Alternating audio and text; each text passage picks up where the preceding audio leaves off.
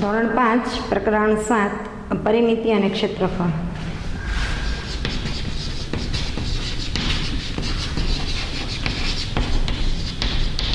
આપણે વિવિધ આકારો જાણીએ છીએ, જેમ કે ચોરસ, લંબચોરસ.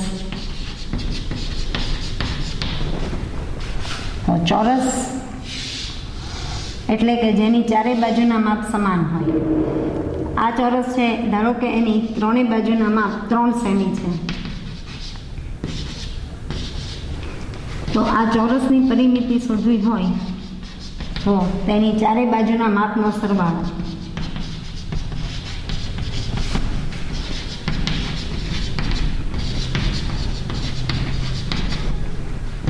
એટલે કે 3 + 3 + 3 + 3 સેમી, બરાબર. 3 × 4 12 સેમી મળે. ચોરસનું ક્ષેત્રફળ એટલે તેની લંબાઈ ગુણ્યા લંબાઈ, એટલે કે બે બાજુના માપનો ગુણાકાર, જે અહીં 3 સેમી ગુણ્યા 3 સેમી થશે, એટલે કે 9 ચોરસ સેમી લખાશે.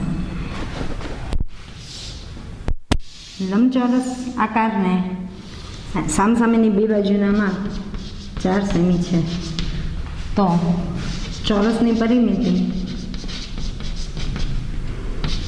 5 સેમી + 5 સેમી + 4 સેમી + 4 સેમી, એટલે કે 2 ગુણ્યા લંબાઈ વત્તા 2 ગુણ્યા પહોળાઈ, બરાબર 2 ગુણ્યા લંબાઈ વત્તા પહોળાઈ,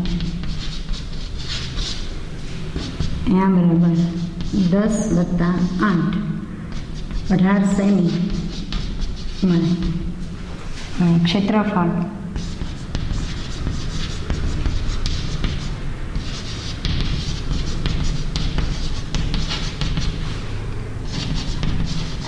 લંબાઈ ગુણ્યા પહોળાઈ, બરાબર 5 સેમી ગુણ્યા 4 સેમી, બરાબર 4 × 20 ચોરસ સેમી મળે.